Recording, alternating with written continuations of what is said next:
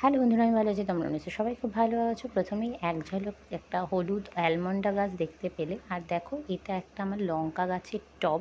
Allamanda গাছটার নিচেই লঙ্কা গাছটা ছিল। মাঝে খুব ঝড় বৃষ্টি হচ্ছিল, তো কোনো এক সময় হয়তো এই অ্যালমন্ডা গাছের ডাল, ছোট্ট একটা ডাল ভেঙে এর গোড়ায় পড়েছিল। আর তার থেকেই দেখো কি সুন্দর করে চারা তৈরি হয়ে গেছে।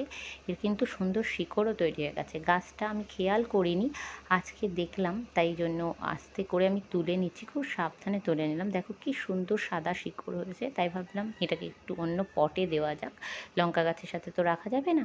তাই 4 ইঞ্চির একটা টব নিয়ে নিয়েছি। আর যেহেতু গাছটা একদমই ছোট, সবে বড় হতে শুরু করেছে, তাই বেশি কিছু দিইনি। একটু কম্পোস্ট, একটুখানি মাটি আর একটুখানি বালি দিয়েছি, যাতে জলটা না দাঁড়ায়। বেশি জল পছন্দ করে না যেহেতু, সেই জন্য এই দিয়ে এই 4 ইঞ্চির টবে বসিয়ে দিলাম। যখন বড় হবে তখন বড় টবে দেবো। আর এই দেখো, ফুলটাও অ্যাটাচ করে দিয়েছি। এই কালারের কিন্তু ফুল এই গাছটাতে হবে। ভিডিওটা কেমন লাগলো?